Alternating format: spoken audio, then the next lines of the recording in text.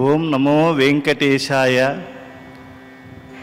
ఈనాడు సుందరకాండ ప్రార్థన పారాయణలను శుభారంభాన్ని చేస్తూ ముందుగా అన్నమయ్య కీర్తనను పరిచయం చేస్తారు తిరుమల తిరుపతి దేవస్థానం అదనపు శ్రీ కార్యనిర్వహణాధికారి ఆకేపాటి వెంకట ధర్మారెడ్డి గారు. ఆ తరువాత స్తోత్ర పారాయణం ప్రారంభమవుతుంది. ఓం నమో వెంకటేశాయ. ఓం రామభద్ర మహేశ్వాస రఘువీర నృపోత్తమ దశాశాంతక అస్మాకం శ్రీయం దాపయ దేహిమే. ఈరోజు హనుమంతుల వారికి బేడి ఆంజనేయ స్వామి ఆలయంలో వారకట్ల తిరుమంజనం అత్యంత వైభవంగా జరిగింది. సుందరకాండ నాయకుడు అనేటువంటి హనుమంతుల వారు త్రేతాయుగంలో ఈ ఏడుకొండలపైనే జన్మించారు అని మనకందరికీ తెలుసు. ఆయన జన్మస్థలమైనటువంటి ఇక్కడ విష్ణు నివాసమైనటువంటి వెంకటేశ్వర స్వామి ఆలయం ఎదురుగా నాదనిజాజర సభా ప్రాంగణం నుంచి సుందరకాండ పఠనం అనేది ఒక అత్యద్భుతమైనటువంటి ఘట్టం. ఈ సుందరకాండ పారాయణాన్ని ఆచార్య కుప్పా శివసుబ్రహ్మణ్యం గారు, ఆయన తరతరాలుగా వేదాన్ని అభ్యసిస్తూ వస్తున్నటువంటి కుటుంబం నేపథ్యం నుంచి వచ్చినటువంటి మహాపండితుడు. వేదాలే వారికి కులదైవము అని చెప్పొచ్చు. అలాగే డాక్టర్ ఆకెళ్ళ విభీషణ శర్మ గారు, ఆయన కుటుంబ నేపథ్యం కూడా తరతరాల నుంచి వేదాలను అభ్యసిస్తూ వస్తున్నటువంటి మహాపండితుల కుటుంబం నుంచి వచ్చినటువంటి వాడు. ఆయన పేరే విభీషణ శర్మ. అంటే సుందరకాండ మొదలు పెట్టకముందే రావణాసురుని తమ్ముడు మన వైపు వచ్చేసాడు కాబట్టి మనకు అత్యంత విజయం చేకూరుతుంది. ఈరోజు బేడి ఆంజనేయ స్వామి వారి వారకట్ల తిరుమంజనాన్ని పునస్కరించుకొని అన్నమాచార్యుల వారు రచించినటువంటి అందరికీ నెక్కుడైన హనుమంతుడు అందుకొనే సూర్యఫలమని హనుమంతుడు. అందరికీ నెక్కుడైన హనుమంతుడు. అందరికంటే హనుమంతుడు ఎక్కువయ్యాడు. ఎందుకు ఎక్కువయ్యాడు? ప్రతి విషయంలో కూడా హనుమంతుడు చేపట్టినటువంటి కార్యక్రమం ఏ కార్యమైనా కూడా అది నెరవేరుతుంది. ఆయన సేవాగ్రగణ్యుడు, విష్ణుమూర్తికి సేవాగ్రగణ్యుడు, అందరి సేవకులు కూడా అగ్రగణ్యుడు. ఏ కార్యాన్ని తలపెట్టినా నిర్విఘ్నంగా ఆయన నెరవేరుస్తాడు. అటువంటి అందరికంటే ఎక్కువైనటువంటి ఈ హనుమంతుని గురించి అన్నమయ్య గారు ఆయన గుణగణాలను, ఆయన కార్యదీక్షను, ఆయన బల ప్రతాపాలను అత్యంత వైభవంగా వర్ణించి మనకు అందించారు. ఇప్పుడు అన్నమాచార్య ప్రాజెక్టు గాయకులు రాజమోహన్ గారు ఈ కీర్తనను ఆలపిస్తారు. మనం కూడా ఆయనతో పాటు ఆలపించి స్వామివారికి సమర్పిద్దాం. ఓం నమో వెంకటేశాయ.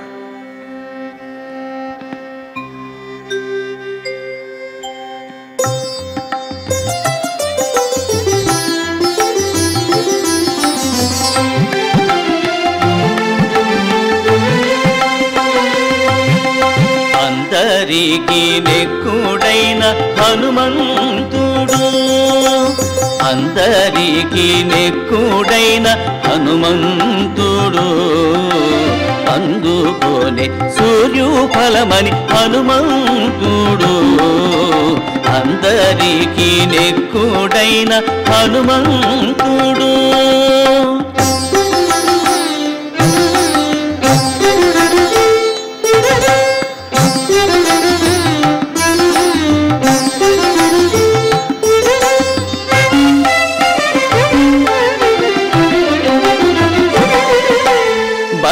వల్లీదుడై లంక జోచి పలురకాసుల కొట్టి అల్లా కల్లోలము చేసే హనుమంతుడు. వల్లీదుడై లంక జోచి పలురకాసుల కొట్టి అల్లా కల్లోలము చేసే హనుమంతుడు. ఒల్లనే రాముల ముద్దు టుంగారము సీతకిచ్చే కళ్ళదే నిలుచున్నాడు హనుమంతుడు. ఒల్లనే రాముల ముద్దు టుంగారము సీతకిచ్చే కళ్ళదే నిలుచున్నాడు హనుమంతుడు. అందరికీ నెక్కుడైన హనుమంతుడు.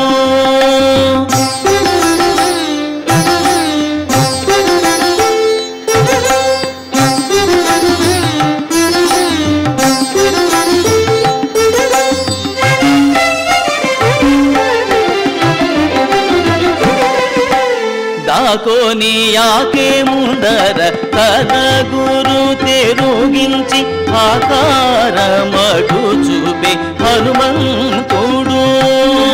దాకోని ఆకే ముందర తన గురు తెరుగించి ఆకారమటు చూపే హనుమంతుడు. చేకొని శిరోమణి చేతబట్టి జలనిధి చేకొని శిరోమణి చేతబట్టి జలనిధి ఆకాశాన దాటి వచ్చే హనుమంతుడు.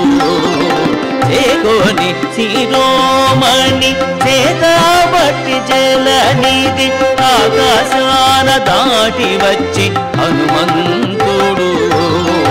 అందరికీ నెక్కుడైన హనుమంతుడు.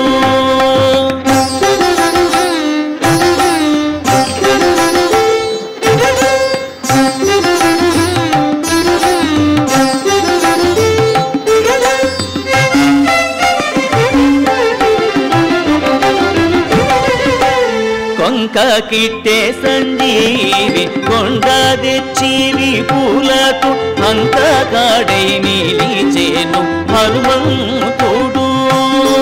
కొంక కిట్టే సంజీవి కొండ తెచ్చివి పూలకు అంతకాడై నిలిచేను హనుమంతుడు. వెంకినే శ్రీ వెంకటాద్రి దేవుని మెప్పించినాడు. వెంకినే శ్రీ వెంకటాద్రి దేవుని మెప్పించినాడు. అంకే కలసాపురపు హనుమంతుడు. వెంకినే శ్రీ వెంకటాద్రి దేవుని మెప్పించినాడు. అంకే కలసాపురపు హనుమంతుడు. అందరికీ నెక్కుడైన హనుమంతుడు. అందుకోని సూర్యోఫలమని హనుమంతుడు. అందరికీ నెక్కుడైన హనుమంతుడు. అందరికీ నెక్కుడైన హనుమంతుడు. అందరికీ నెక్కుడైన హనుమంతుడు. హరి ఓం. గురుర్బ్రహ్మ గురుర్విష్ణు గురుర్దేవో మహేశ్వరః గురుః సాక్షాత్ పరం బ్రహ్మ తస్మై శ్రీ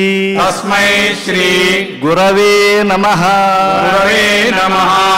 శ్రీ వెంకటాచలాధీశం శ్రియాధ్యాసిత వక్షసం శ్రితచేతన మందారం శ్రీనివాసం అహం భజే. శ్రీమత్ ఆదివరాహ క్షేత్రే విరాజమానస్య అఖిలాండకోటి బ్రహ్మాండ నాయకస్య శ్రీ పద్మావతీ జానేః భగవతః శ్రీ వెంకటేశ్వర స్వామినః సన్నిధౌ ధర్మ విగ్రహస్య శ్రీరామచంద్ర ప్రభోః పాదసేవకస్య హనుమతః ప్రసాదేన అస్మిన్ భువనే విషూచికా క్రిమిజనిత సమస్త దుష్ప్రభావ నిర్మూలన ద్వారా సర్వేషాం ఆస్తిక మహాజనానాం సర్వవిధ సుస్థిరత సిద్ధ్యర్థం విద్యా విత్త వ్యాపార దేశ రక్షణ ఆది రంగేషు సర్వతోముఖాభివృద్ధి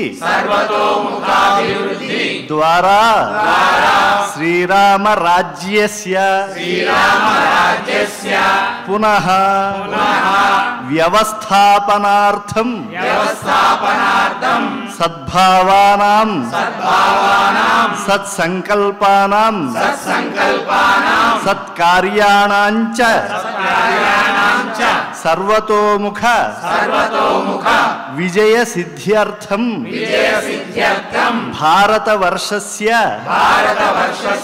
అభివృద్ధౌ నిమగ్నానాం అధికారిణాం సైనికానాం కర్షక వణిగాదీనాం ఉపాధ్యాయ వైజ్ఞానిక వైద్యాదీనాం చ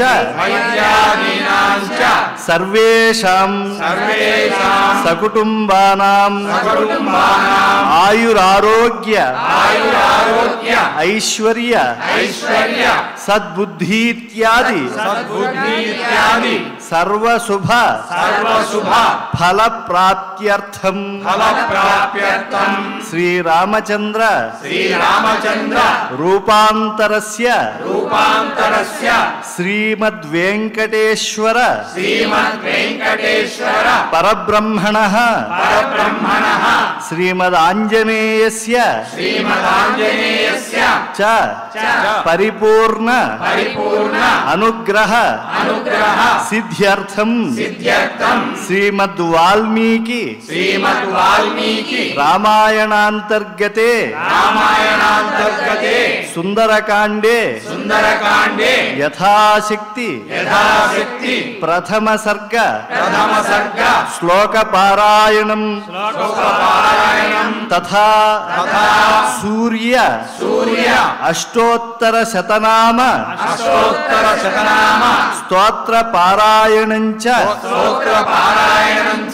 అన్యోన్య సాహాయ్యేన ఆచార్యముఖేన కారయిష్యామహే రామాయ రామభద్రాయ రామచంద్రాయ వేధసే రఘునాథాయ నాథాయ సీతాయాః పతయే నమః గోష్పదీకృత వారాసిన్ మశకీకృత రాక్షసం రామాయణ మహామాలా రత్నం వందే అనిలాత్మజం కూజంతం రామ రామేతి మధురం మధురాక్షరం ఆరుహ్య కవితా శాఖాం వందే వాల్మీకి కోకిలం శ్రీ హనుమతే నమః. ఈరోజు సుందరకాండ పారాయణంలో తొలి శ్లోకాన్ని ఒకసారి పరిచయం చేసుకుందాం. తరువాత 3 సార్లు పారాయణం చేద్దాం. ససూర్యాయ మహేంద్రాయ పవనాయ స్వయంభువే భూతేభ్యశ్చ అంజలిం కృత్వా చకార గమనే మతిం. ముందుగా ఆంజనేయ స్వామి వారు సూర్యుడికి, ఆ తరువాత మహేంద్రుడికి, ఆ తరువాత పవనుడికి, తరువాత స్వయంభూడైనటువంటి బ్రహ్మగారికి, సకల చరాచరంలో ఉండేటువంటి భూతములకి అంజలిం కృత్వా నమస్కారాన్ని చేసి చకార గమనేమతిం, ఆ యొక్క లంకా ప్రయాణానికి మహేంద్రగిరి నుంచి ఆయన సన్నద్ధుడయ్యాడు. ఒక్కసారి ఈ శ్లోకాన్ని మనం బాగా అనుశీలించి పారాయణంలోకి వెడితే అసలు నిత్యము కూడా మనము ప్రయాణం చేయకుండా మన యొక్క జీవన వ్యవస్థ ముందుకు సాగదు. మన ప్రయాణంలో ఎందుకు ఈ శ్లోకం అవసరం అనేటువంటి దాన్ని మనం గమనించాలి. ముందుగా ఆయన గ్రహములకు అధిపతి అయినటువంటి సూర్యుడికి నమస్కారం పెట్టాడు. అందువల్ల నవగ్రహముల యొక్క అనుగ్రహము మనకి సిద్ధిస్తుంది. సూర్యాయ అని చెప్పి మహేంద్రాయ, అష్టదిక్పాలకులకి కూడా వాసవానల యమదైత్య వరుణ వాయు వైశ్రవణ శర్వ గీర్వాణవరులు అని చెప్పుకునేటప్పుడు వీళ్ళందరిలో ఆధిపత్యం ఇంద్రుడికి ఉంది కనుక ఇంద్రుడికి ముందు నమస్కారం చేశారు. తర్వాత పృథివ్యప్తేజో వాయువాకాశముల్లో ముందు నిలిచేవాడు పవనుడు కనుక ఆ యొక్క వాయుదేవుడికి నమస్కారం చేశాడు. తరువాత బ్రహ్మగారు నిరంతరం వేదపారాయణం చేస్తూ ఉంటారు. సృష్టిని అంతా కూడా శ్రీ మహావిష్ణువు కటాక్షం చేత సృజింపజేసినటువంటి వాడు కనుక వేదాశీర్వచనం బాగా లభిస్తుంది బ్రహ్మగారిని తలంచుకోవటం వల్ల. భూతేభ్యశ్చ, భూతములన్నిటికీ ఆయన నమస్కారం పెట్టాడు. అదేమిటండి, ఆంజనేయ స్వామి వారిని తలుచుకుంటే ఈ భూతాది దైవములు వీటి యొక్క భయం పోతుంది అని అంటారు కదా. ఆంజనేయ స్వామి వారే భూతాలకి నమస్కారం పెట్టడం ఏమిటి అంటే, భూత శబ్దానికి కీటకము నుంచి బ్రహ్మ పర్యంతము ఉండేటువంటి ప్రాణిజాతమంతా కూడా శ్రీ మహావిష్ణువు నుంచి వచ్చింది కనుక వాటి ఆనుకూల్యత మనకి కావాలి అని నమస్కరించడం. అంతేగాని భూతములు అని అంటే మనమను లోకంలో అనుకునేటువంటి అర్థం కాదు. ఏకో విష్ణు మహద్భూతం పృథగ్భూతాన్ని అనేక సహా అంటే ముందు విష్ణు అనే భూతము పుట్టెను, తర్వాత అనేక భూతములు పుట్టెను అని కాదు. భూతములు అని అంటే ప్రాణిజాతములు. విష్ణువు ఉండటం వల్ల ప్రాణిజాతము స్థిరమైంది, తర్వాత అనేక ప్రాణిజాతములు వచ్చాయి. వీటన్నిటి ఆనుకూల్యత మనకు కావాలి. ఎందుకంటే నేను ఒక చోట నుంచి మరొక ప్రాంతానికి వెడుతున్నాను. ఒక చిన్న కీటకము నన్ను గుట్టిందనుకోండి, దానివల్ల ఏదో ఒక వ్యాధి వచ్చిందంటే నేను ప్రయాణం చేయలేను. కనుక ఈ యొక్క సూర్యానుగ్రహం, అలాగే ఇంద్రియములు పాలించేటువంటి మహేంద్రుడి యొక్క అనుగ్రహం, ఈ యొక్క పంచభూతములు, ఈ యొక్క వాసవానల యమదైత్య వరుణ వాయు వైశ్రవణ గీర్వాణ వరులతో పాటు ఈ యొక్క పృథివ్యప్తేజో వాయువాకాశముల యొక్క ఆనుకూల్యత నాకు ఉండాలి. అలాగే ఆ యొక్క వేదాశీర్వచనం బ్రహ్మగారి యొక్క అనుగ్రహం ఉండాలి, భూతజాతం యొక్క అనుగ్రహం ఉండాలి. ఎవరైనా సరే ప్రయాణముల ముందు కనుక ఈ యొక్క శ్లోకాన్ని పఠించి కనుక వారి యొక్క జీవన ప్రయాణాన్ని ప్రారంభిస్తే ఇక సర్వ శుభములు పొందవచ్చు. అటువంటి పవిత్ర శ్లోకాన్ని మనం 3 సార్లు అధ్యయనం చేద్దాం. ఈ యొక్క శ్లోకం గురించి ఒక మాట ఎక్కువగా చెప్తా. ఎందుకంటే ఆంజనేయ స్వామి వారు మరింత తాదాత్మ్యతతో వీటన్నిటికీ నమస్కారం పెట్టారు. ఎందుకంటే ముందుగా ఆయన సూర్యుడి దగ్గరికి ఫలమని చెప్పి వెళ్ళారు. ఆయన వెళ్ళినప్పుడు ఆయన దేవేంద్ర వజ్రఘాతానికి కొంత బడలిక పొందారు. అప్పుడు సూర్యుడు ఈయనకి యుక్త వయస్సు వచ్చిన తర్వాత నేను విద్యలను అనుగ్రహిస్తాను అని చెప్పి ఆయన ఆశీర్వచనం చేశారు. తరువాత విద్యలను ఆంజనేయ స్వామి వారికి ఆయన బోధించారు. అంతేకాకుండా ఆ సమయంలోనే ఆయన తనలో ఉండేటువంటి 100వ వంతు తేజస్సును ఆంజనేయ స్వామి వారికి ఇచ్చారు. అలాగే మహేంద్రుడు ఒక పద్మమాలను ఇచ్చాడు. ఆ పద్మముల యందు లక్ష్మీదేవి ఉంటుంది కనుక ఆయనకు గొప్ప ఐశ్వర్యం వచ్చింది. ఐశ్వర్యం అంటే అది ఎవరు ఏదనుకుంటే అటువంటిది. శీలధనము, తపోధనము, విద్యాధనము, ఇలా అనేక ధనాలు ఆయనకి ఆ మాల వల్ల వచ్చాయి. అలాగే దేవేంద్రుడు వజ్రఘాతం వల్ల ఎటువంటి గ్లాని భవిష్యత్తులో జరగదనేటువంటి వరం ఇచ్చారు. వాయువు ఆయనకి సర్వదా అనుకూలత ఉంటాను అని చెప్పి వరం ఇవ్వటం జరిగింది. బ్రహ్మగారు ఆయనకి చిరంజీవిత్వాన్ని ఇచ్చారు. అలాగే అనేకమైనటువంటి గ్రహాదులు ఆ యొక్క భూతములు ఆంజనేయ స్వామి వారిని ఆ సమయంలో ఇవ్వటం వల్ల ఆయన కృతజ్ఞతతో ఆయన చేశారు. మనకి ఫలావాప్త్యర్థం మనం దీన్ని పారాయణం చేయాలి ఈ శ్లోకాన్ని. ఇప్పుడు 3 సార్లు పారాయణం చేసుకుందాం. సూర్యాయ సూర్యాయ మహేంద్రాయ మహేంద్రాయ పవనాయ పవనాయ స్వయంభువే స్వయంభువే భూతేభ్యశ్చ భూతేభ్యశ్చ అంజలిం కృత్వా అంజలిం కృత్వా చకార చకార గమనే మతిం గమనే మతిం సూర్యాయ సూర్యాయ మహేంద్రాయ మహేంద్రాయ పవనాయ పవనాయ స్వయంభువే స్వయంభువే భూతేభ్యశ్చ భూతేభ్యశ్చ అంజలిం కృత్వా అంజలిం కృత్వా చకార చకార గమనే మతిం గమనే మతిం సూర్యాయ సూర్యాయ మహేంద్రాయ మహేంద్రాయ పవనాయ పవనాయ స్వయంభువే స్వయంభువే భూతేభ్యశ్చ భూతేభ్యశ్చ అంజలిం కృత్వా అంజలిం కృత్వా చకార చకార గమనే మతిం. గమనే మతిం. తరువాత శ్లోకాన్ని పరిచయం చేస్తూ ఉన్నాను. అంజలిం ప్రాంగ్ముఖ కృత్వా పవనాయాత్మయోనయే తతో హి వవృధే గంతుం దక్షిణో దక్షిణాం దిశం. ఆంజనేయ స్వామి వారు ఆ యొక్క లంకా నగరానికి వెళ్ళాలి అని చెప్పి సంకల్పించారు. ఆయన లంకకే ఎందుకు వెడుతున్నారు అని అంటే, ముందుగా సంపాతి అనేటువంటి ఆయన అంతరిక్షంలోకి వెళ్ళి ఈ యొక్క అన్వేషణ చేస్తూ ఉండేప్పుడు, అయ్యా మీరు అన్వేషించేటువంటి సీతమ్మ వారు లంకలో ఉంది అని చెప్పి జాంబవంతుడికి, అంగదుడికి, హనుమంతుడికి అందరికీ చెప్పేశారు. ఆయన మహాత్ములు చెప్పేటువంటి ఉపదేశం అలా మనకు ఉపకారం చేస్తుంది. సీతమ్మ వారు లంకలో ఉన్నారు, నేను పైనుంచి చూశాను, అక్కడ మహేంద్రుడు ఆ రాక్షస కూడు అమ్మవారు తినకూడదని చెప్పి అమృతాన్ని తెచ్చి ఇచ్చేశారు. ఎంతకాలం లంకలో ఆవిడ ఉంటుందో అంతకాలం ఆవిడ జీవితాన్ని నిలబెట్టుకోగలదు. ఆ ఇంద్రుడు ఇచ్చినటువంటి అమృతాల్లో కొంత రాముడికి నివేదించి కింద వేసి తర్వాత అమ్మవారు అమృతాన్ని స్వీకరించేశారు అని శుభవార్త చెప్పారు. అది విన్నటువంటి తర్వాత అక్కడికి వెళ్ళాలి అని ఆంజనేయ స్వామి వారికి ఉపదేశం చేశారు. ఆయన సంకల్పించారు. ముందుగా తూర్పుకి ఆయన నమస్కరించారు. ఎందుకంటే తూర్పు దిక్కుకి నమస్కరిస్తే సకల దేవతానుగ్రహం మనకు కలుగుతుంది. మామూలుగా మనం లోకంలో వింటూ ఉంటాం, అయ్యా ఇప్పుడు ఏం చేయమంటారండి అని పెద్దలను అడిగితే వాళ్ళు కూడా ఏమీ చెప్పలేనప్పుడు తూర్పుకి తిరిగి దండం పెట్టిన ఆయన నేను ఇంకేమీ చెప్పలేను అని అంటూ ఉంటారు.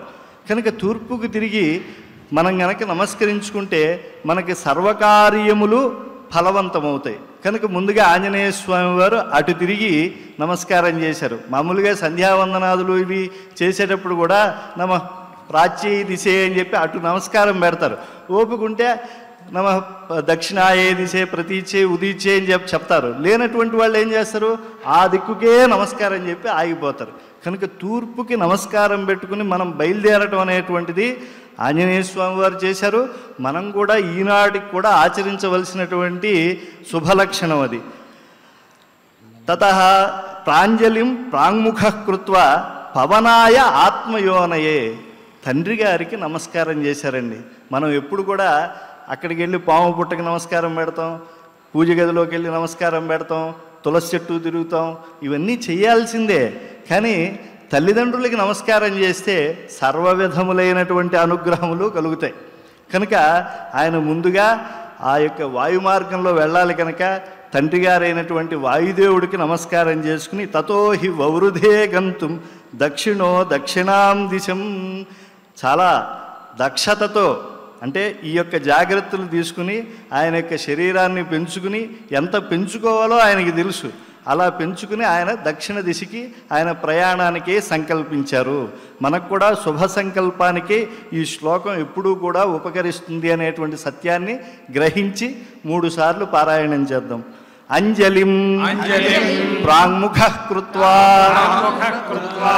పవనాయ ఆత్మయోనయే తతోహి వవృధే గంతుం దక్షిణో దక్షిణాం దిశం అంజలిం ప్రాంగుఖః కృత్వా పవనాయ ఆత్మయోనయే తతోహి వవృధే గంతుం దక్షిణో దక్షిణాం దిశం అంజలిం ప్రాంగుఖః కృత్వా పవనాయ ఆత్మయోనయే తతోహి వవృధే గంతుం దక్షిణో దక్షిణాం దిశం. ఇలా తూర్పు దిశగా నమస్కారం చేసుకుని దక్షిణ దిశగా వెళ్ళటానికి సంకల్పించినటువంటి ఆయన తరువాత చుట్టూ ఎవరున్నారో మనం తెలుసుకోవాలి కదా. మామూలుగా ప్రయాణం చేస్తూ ఉంటే మనల్ని ప్రోత్సహించేటువంటి వాళ్ళు కొంతమంది ఉంటారు. ఆంజనేయ స్వామి వారికి చక్కగా వానర వీరులంతా కూడా అన్వేషణలో సహకరించినటువంటి వారంతా పక్కనే ఉన్నారు. ప్లవంగ ప్రవరైర్దృష్ట ప్లవనే కృత నిశ్చయ వవృధే రామవృద్ధ్యర్థం సముద్ర ఇవ పర్వసు అన్నారు. ఎంత అద్భుతమైనటువంటి శ్లోకం అంటే ఇది. వానర శ్రేష్ఠులు అలా చూస్తూ ఉంటే ఆయన ఈ సముద్ర లంఘనానికి నిశ్చయించుకుని ఆ పూర్ణిమ పర్వంలో సముద్రం పెరిగినట్లుగా రామునికి సహాయం చేయటానికే ఆయన ఆ కార్యదీక్షలో పెరిగిపోయాడు. ఇప్పుడు సముద్రం పెరుగుతూ ఉంటుంది, మనందరికీ తెలుసు. అనేక సమయాల్లో వాతావరణం బాగాలేనప్పుడు సముద్రం పెరుగుతుంది, ప్రకృతి వైపరీత్యాలు వచ్చినప్పుడు సముద్రం పెరిగిపోతూ ఉంటుంది. అసలు ఎప్పుడు కూడా సముద్రం అలా కెరటాలతో ఉధృతిగానే ఉంటుంది. కానీ పూర్ణిమా పర్వంలో ఎందుకు పెరుగుతాడు సముద్రుడు అని అంటే, సముద్రం నుంచే చంద్రుడు ఉద్భవించాడు. తన నుంచి ఉద్భవించినటువంటి చంద్రుడిని చూడటానికి సముద్రుడు ఎలా ఉప్పొంగిపోతాడో, తన నుంచి ఉద్భవించినటువంటి ఆత్మారాముడి యొక్క కార్యానికి నేను శ్రీకారం చుట్టాను అని మన హనుమ కూడా చాలా ఉప్పొంగిపోతూ ఉన్నాడు. మనం ఏ కార్యాన్ని చేయాలన్నా ఈ కార్యాన్ని నేను పరమార్థం కోసం చేస్తూ ఉన్నాను అనేటువంటి దృష్టితో కనుక ప్రారంభిస్తే కార్య సంపూర్ణ విజయం కోసం మనం కూడా ఉప్పొంగిపోతాం. కార్యారంభంలో ఈ శ్లోకాలు కనుక మనం చెప్పుకుని కనుక చేస్తే కార్యమందు పరిపూర్ణత అనేటువంటిది అద్భుతంగా సిద్ధిస్తుంది. ఈ శ్లోకాన్ని మనం 3 సార్లు పారాయణం చేసుకుందాం. ప్లవంగ ప్రవరైః దృష్టః ప్లవనే కృతనిశ్చయః వవృధే రామవృద్ధ్యర్థం సముద్ర ఇవ పర్వసు ప్లవంగ ప్రవరైః దృష్టః ప్లవనే కృతనిశ్చయః వవృధే రామవృద్ధ్యర్థం సముద్ర ఇవ పర్వసు ప్లవంగ ప్రవరైః దృష్టః ప్లవనే కృతనిశ్చయః వవృధే రామవృద్ధ్యర్థం సముద్ర ఇవ పర్వసు. నిజంగా ఒక మాట మనం చెప్పుకోవాల్సిందే. ఎందుకంటే సుందరకాండలో ఈ ప్రథమ సర్గ ఉన్నది చూసారా, ఇది సర్వతోభద్రమైనటువంటిది. అందుకే సుందరం ఆదిమ సర్గస్థం హనుమద్ విక్రమాదికం శ్రుత్వా బంధాద్ విముక్త సన్ బ్రహ్మభూయాయ కల్పతే. మీరు సుందరకాండలో ఈ తొలి సర్గను కనుక మీరు నిత్యము కూడా చదువుకుంటూ దానిలో ఉండేటువంటి భావాన్ని కనీసం ఒకసారి మీరు గుర్తు చేసుకుంటూ ఉంటే ఆ పరబ్రహ్మానుగ్రహము మీకు కలుగుతుంది. కార్యక్రమం అంతా కూడా జీవనయాత్రలో అది సహకరించేది పరిపూర్ణమై మనకు సకల విధములైనటువంటి అభ్యుదయాల్ని ప్రసాదిస్తుంది. తదనంతర శ్లోకాన్ని మీకు పరిచయం చేస్తూ ఉన్నాను. నిష్ప్రమాణ శరీరస్సన్ లిలింగయిషు అర్ణవం బాహుభ్యాం పీడయామాస చరణాభ్యాంచ పర్వతం. హనుమ సముద్రాన్ని దాటాలనేటువంటి నిశ్చయానికి వచ్చి దేహాన్ని కొలవటానికి శక్యంగానంతగా పెంచుకున్నాడు. అలా పెద్దగా పెంచుకుని చేతులతో పాదాలతో పర్వతాన్ని నొక్కి పెట్టాడు. ఎక్కడైనా కూడా మనం ప్రయాణానికి వెడుతూ ఉంటే కాస్త వేగంగా వెళ్ళాలంటే భూమిని నొక్కి పెడతాం. ఆయన పర్వతం మీద ఉన్నాడు కాబట్టి పర్వత భూమిని నొక్కి పెడుతూ ఉన్నాడు, బాగానే ఉంది. చేతులు నొక్కి పెట్టడం ఏమిటండి అని అంటే ఆయన యొక్క దేహము ఎలా ఉన్నది అనేటువంటి దాన్ని వాల్మీకి మహర్షి కవితాత్మకంగా చెప్తూ ఉన్నారు. అంటే మనం కూడా చూడండి, వేగంగా పరిగెట్టేటువంటి వాళ్ళు ఏం చేస్తారు అని అంటే ముందుకు వంగుతారు. ఈ ఖోఖో ఇత్యాది ఏవో పరీక్షలు ఉంటాయి ఒలింపిక్స్లో, వాటిల్లో ఒక కాలు వెనక్కి పెడతారు, ఒక కాలుకి ముందుకు పెడతారు, చేతుల్ని అలా ఆనిస్తారు, వీలైతే ఎడం చేయి పెట్టి ముందుకు ఒక చేయి పెడతారు. అలా మన ఆంజనేయ స్వామి వారు కూడా ఆ స్థితిలో మనకి అక్కడక్కడ తైలవర్ణ చిత్రాలు అవి కనిపిస్తూ ఉంటాయి.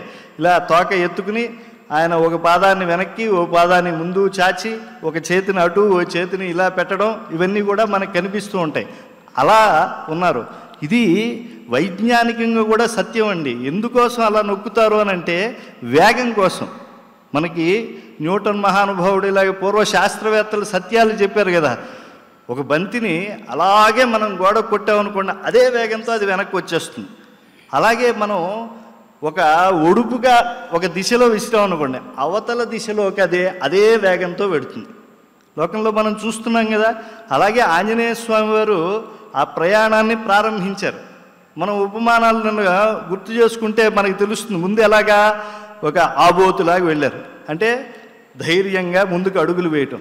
తర్వాత సింహం, ఆ సింహం వచ్చేప్పటికి దాని గమనంలో ఏమొస్తుంది, వేగం పెరుగుతుంది. ఆ వేగము పెరిగినప్పుడు వెళ్ళేటువంటి దాన్ని ఇప్పుడు ఆ వేగాన్ని పెంచడానికి ఆయన ఒత్తుతున్నాడు, ఆయన వెడుతున్నాడు, ఒత్తుతున్నాడు.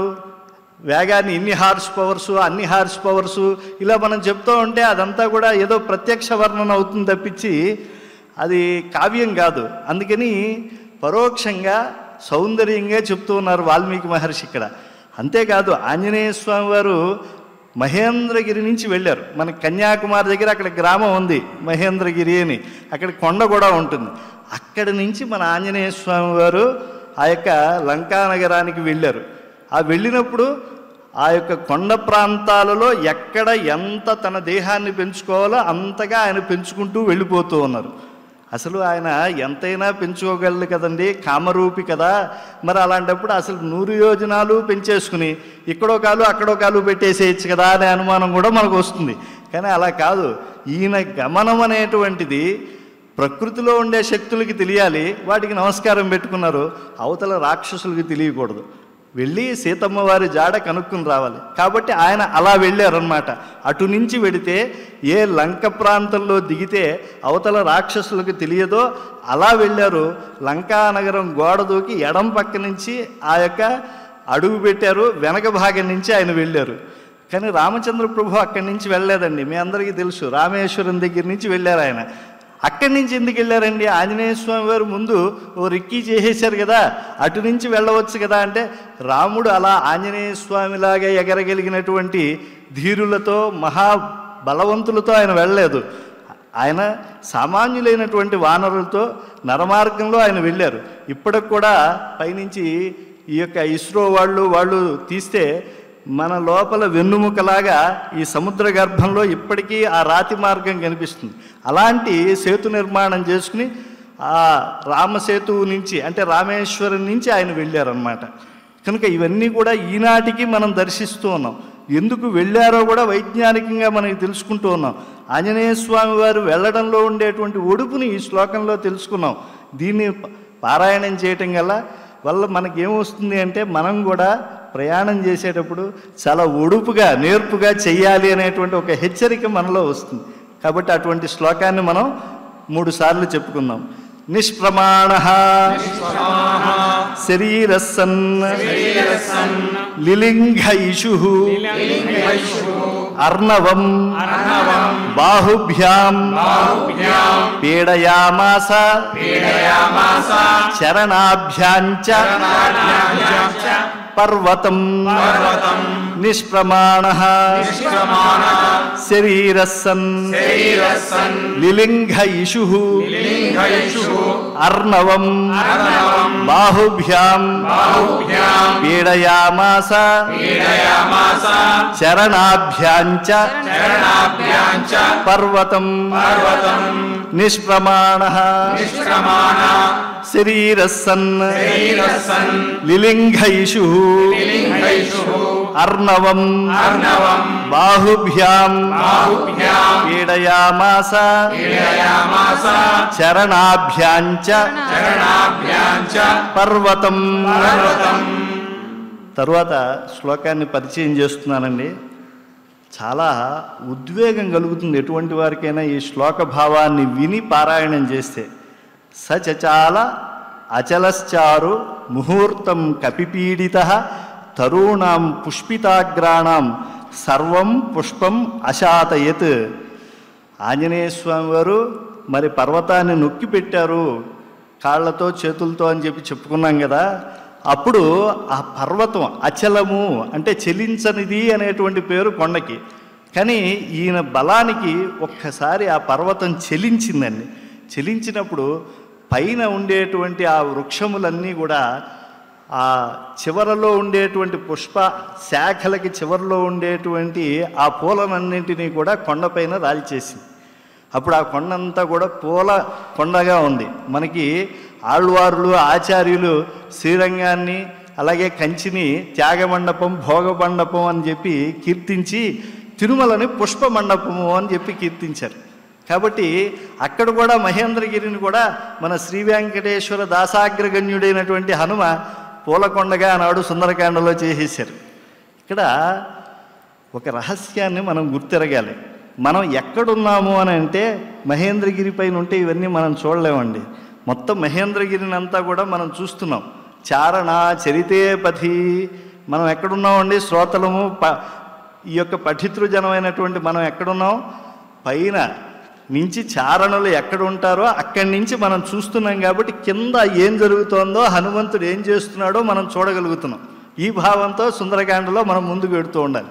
పైనుంచి చూసాం హనుమ ఒక్కసారి ఈ పర్వతాన్ని ఆయన బలంతో కదిలించాడు. ఒకసారి ఎగరటానికి ముందు అలా కదిలించేటప్పటికీ ఆ వృక్షములన్నీ కూడా పుష్పితములై ఉన్నాయి. ఆ పుష్పములన్నింటినీ కూడా ఒక్కసారి అలా రాల్చాయి. శుభసూచకము. ఎందుకంటే మన మనస్సుకి పుష్పం అనేటువంటిది ప్రతీక. అందుకే మనం మంత్రపుష్పం భగవానుడికి పూజాంతరంలో ఇవ్వటం జరుగుతూ ఉంటుంది. కాబట్టి ఈ పుష్ప సమర్పణం అనేటువంటి ద్వారా మనం గ్రహించిన సత్యం ఏమిటంటే ఈ కొండ మన శరీరం అండి. ఈ కొండ లోపల శక్తిని జాగృతం చేసుకోవటం అనేటువంటి యోగ భూమికలు ఈ శ్లోకంలో ఉన్నాయి. సుందరకాండని కొంతమంది పారాయణం చేసేప్పుడు విజయ గ్రంథంగా భావిస్తూ ఉంటారు. విజయానికి అన్ని విధములైనటువంటి అభిప్రేరణ ఇస్తుంది అని చెప్పి. కొంతమంది అద్వైతము విశిష్టాద్వైతము ద్వైతము అనేటువంటి మతాలను చూస్తూ ఉంటారు వీటిలో. అలా భగవద్భావనతో కొంతమంది పెడుతూ ఉంటారు.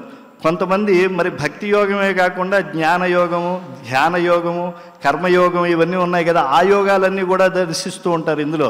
ఇక్కడ యోగ సాధనతో ఉండేటువంటి వాళ్ళు చూడండి, ఆ కొండ ఒకసారి అలా కదిలింది. అలాగే అక్కడ ఉండేటువంటి చలములన్నీ కూడా చెమర్చాయి. ఒకసారి అక్కడ ధూపము నెలకొల్పింది ఆ యొక్క ప్రకృతి సహజంగా. ఇవన్నీ కూడా ఈ వేడి రావటము, ఆ తర్వాత ఈ లోపలంతా ఈ కదలిక రావటము, ఈ యొక్క ఉద్ధృతి, ఇవన్నీ కూడా యోగ సాధనలో మనకి రామకృష్ణ పరమహంస యొక్క జీవితాన్ని కనుక మనం అధ్యయనం చేస్తే ఇవన్నీ వారి అనుభవాల్లోకి వస్తాయన్నమాట. కనుక ఇలా యోగ సాధకులకి అభిప్రేరణ ఇచ్చేటువంటి శ్లోకాన్ని మనం చక్కగా చెప్పుకున్నాం. సచచాల అచలశ్చాపి ముహూర్తం కపిపీడితః తరుణాం పుష్పితాగ్రాణాం సర్వం పుష్పం అశాతయత్. సచచాల అచలశ్చాపి ముహూర్తం కపిపీడితః తరుణాం పుష్పితాగ్రాణాం సర్వం పుష్పం అశాతయత్. సచచాల అచలశ్చారు ముహూర్తం కపిపీడితః తరుణాం పుష్పితాగ్రాణాం సర్వం పుష్పం అశాతయతు. ఇలా ఆంజనేయ స్వామి వారి ప్రయాణంలో ఉండేటువంటి ఆ యొక్క వేగాన్ని, ఆ ప్రయాణంలో ఉండేటువంటి ఆ యొక్క పవిత్రతను, ఆ ప్రయాణంలో ఉండేటువంటి ఆ దీక్షని, ఈ మూడు మహాత్మ్యాలని కూడా మనం అనుశీలనం చేశాం. సుందరకాండ చెప్పడం అనేటువంటిది నిత్యపారాయణగా ఉండేటువంటి మీ ముందు చెప్పడం అనేటువంటిది పెద్ద సాహసం. ఎందుకంటే సమయం దృష్టిలో ఉంచుకుని కొన్ని విషయాలే మనం చర్చించుకుంటూ ఉన్నాం.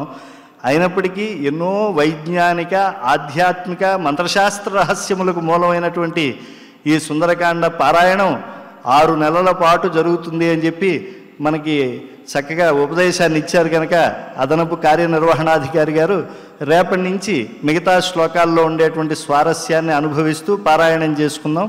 ఇప్పుడు సూర్య అష్టోత్తర శతనామ స్తోత్రాదులు, ధన్వంతరి మంత్రము ఇత్యాదులు ఆచార్యులు వారు మన చేత పఠింపజేస్తారు. ఓం నమో వెంకటేశాయ. అంతకు ముందుగా సుందరకాండ సమాప్తి శ్లోకములను కూడా మనం పారాయణ చేద్దాం.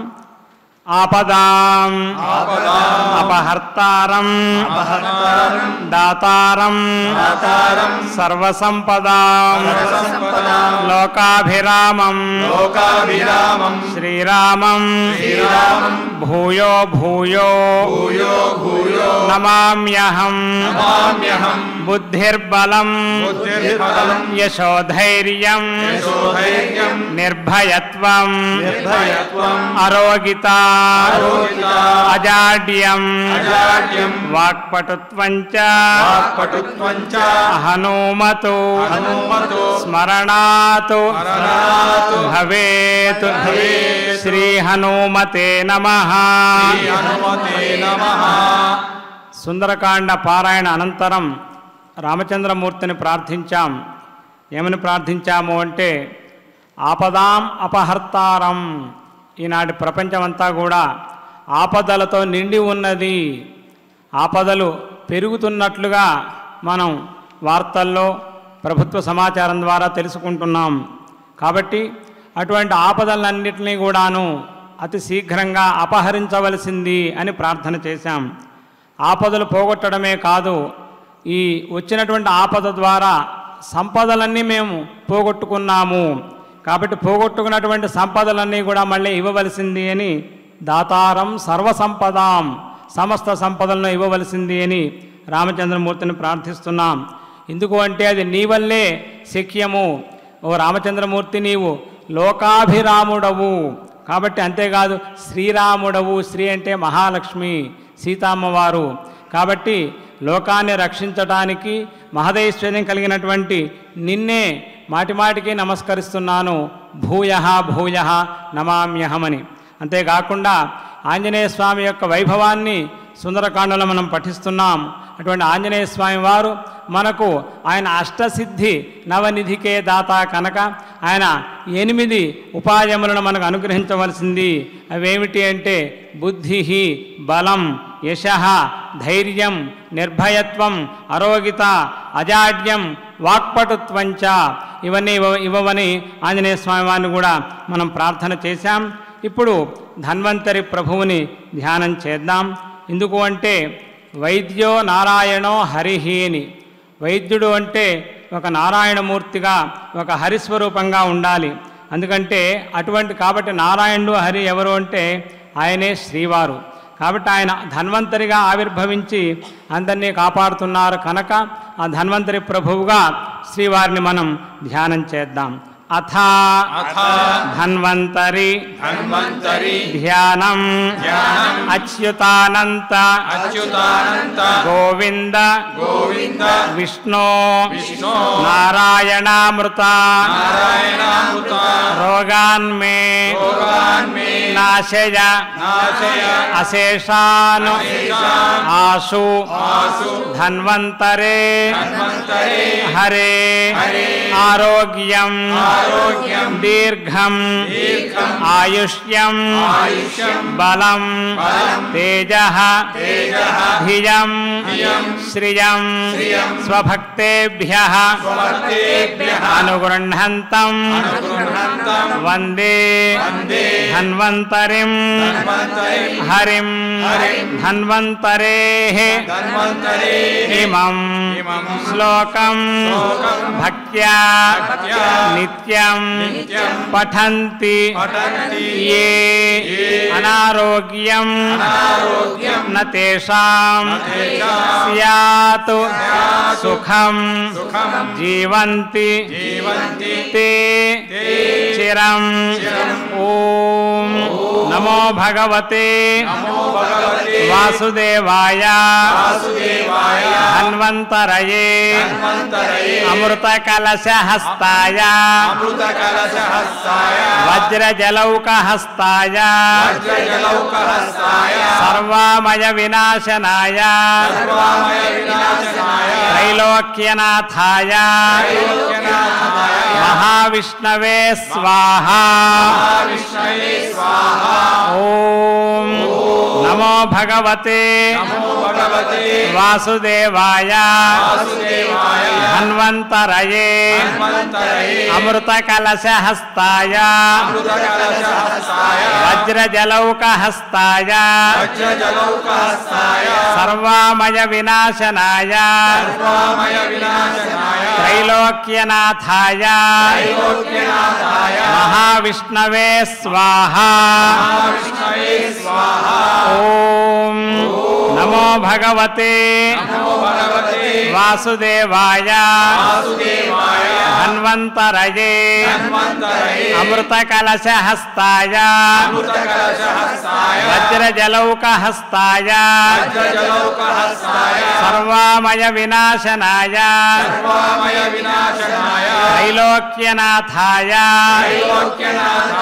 మహావిష్ణవే స్వాహా.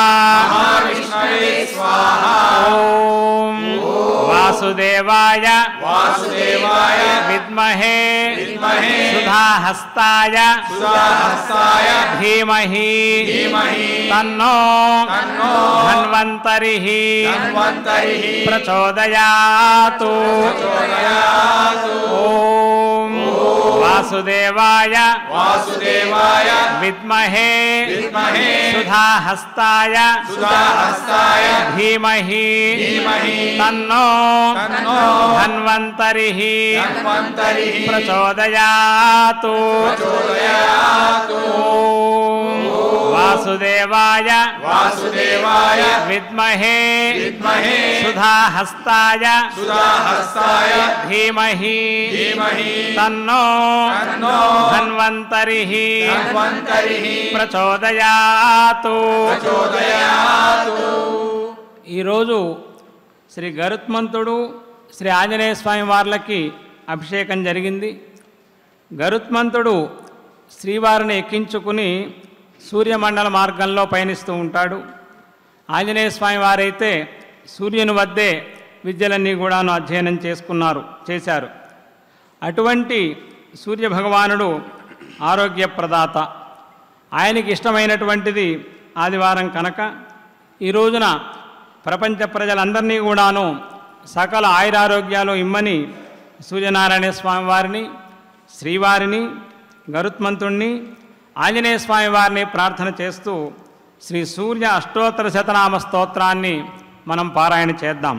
అథ సూర్య అష్టోత్తర శతనామ స్తోత్రం అరుణాయ శరణ్యాయ కరుణారస సింధవే అసమాన బలాయ ఆర్తరక్షకాయ నమో నమః ఆదిత్యాయ ఆదిత్యాయ ఆదిభూతాయ అఖిలాగమ వేదినే అచ్యుతాయ అఖిలజ్ఞాయ అనంతాయ నమో నమః ఇనాయ విశ్వరూపాయ ఇజ్యాయ ఇంద్రాయ భానవే ఇందిరా మందిరాప్తాయ వందనీయాయ తే నమః ఈశాయ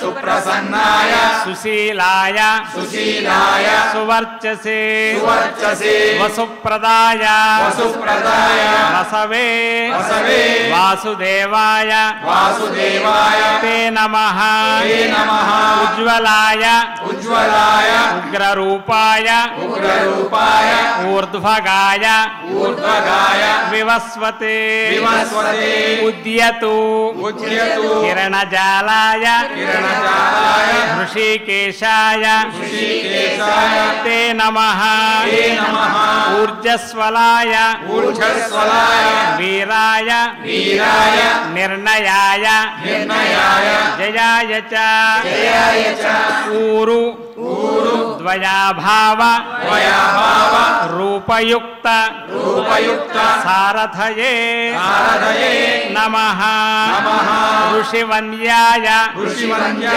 రుఘ్రంత్రే రుక్ష చక్ర చరాయ చ రుజుస్వభావ చిత్తాయ నిత్యస్తుత్యాయ తే నమః రుకార మాతృకా వర్ణ రూపాయ ఉజ్వల తేజసే వృక్షాధినాథ మిత్రాయ పుష్కరాక్షాయ తే నమః లుప్తదంతాయ శాంతాయ కాంతిదాయ ఘనాయ చ కనతు కనకభూపాయ ఖద్యోతాయ నమో నమః లూనితాఖిల దైత్యాయ సత్యానంద స్వరూపిణే అపవర్గ ప్రదాయార్త శరణ్యాయ నమో నమః ఏకాకినే భగవతే సృష్టి స్థిత్యంత కారిణే గుణాత్మనే భృణిభృతే బృహతే బ్రహ్మణే నమః ఐశ్వర్యదాయ శర్వాయ హరిదశ్వాయ శౌరయే దశదికు సంప్రకాశాయ భక్తవస్యాయ తే నమః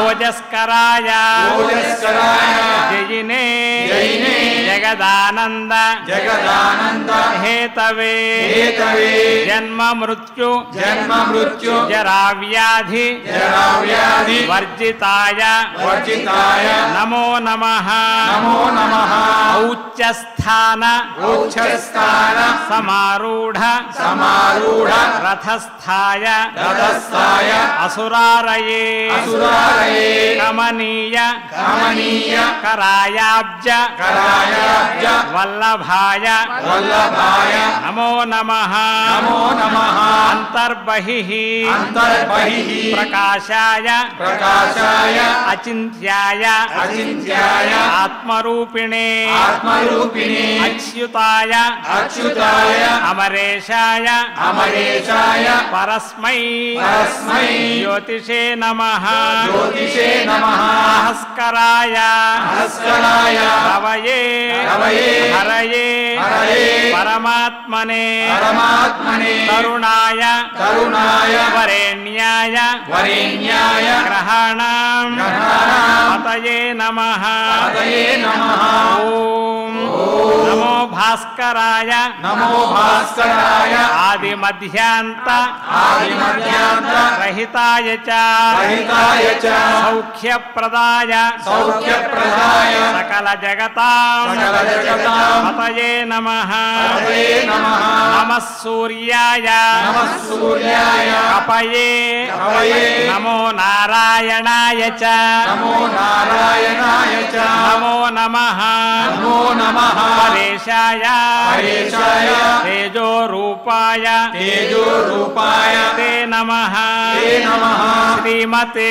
శ్రీమతే శ్రేయసే శ్రేయసే భక్తకోటి భక్తకోటి సౌఖ్య సౌఖ్య ప్రదాయినే ప్రదాయినే నిఖిలాగమ నిఖిలాగమ వేద్యాయ వేద్యాయ నిత్యానందాయ నిత్యానందాయ తే నమః తే నమః యో మానవః యో మానవః సంతతం సంతతం అర్కం అర్కం అర్చయన్ అర్చయన్ పఠేతు పఠేతు ప్రభాతే ప్రభాతే విమలేన విమలేన చేతసా చేతసా ఇమాని ఇమాని నామాని చ నామాని చ తస్య పుణ్యం తస్య పుణ్యం ఆయుర్ధనం ఆయుర్ధనం ధాన్యం ధాన్యం ఉపైతి నిత్యం ఉపైతి నిత్యం ఇమం స్తవం ఇమం స్తవం దేవవరస్య దేవవరస్య కీర్తయేతు కీర్తయేత్ శృణోతి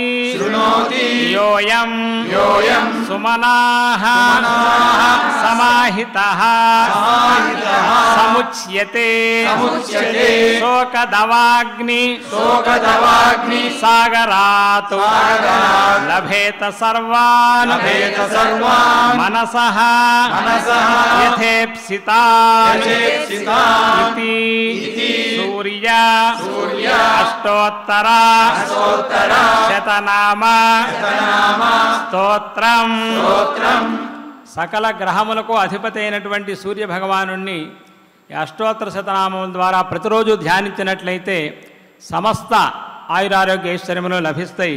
ఇందులో విశేషం ఏమిటి అంటే అకారం దగ్గర నుంచి సమస్త వర్ణములు కూడా ఆయనే అని మొదటి శ్లోకంలో ఆ, రెండో శ్లోకంలో ఈ, మూడో శ్లోకంలో ఈ, అలా ఉ అన్నీ కూడా అరు అరు అలు అన్ని కకారాది అన్ని అక్షరములు కూడా ఉన్నాయి.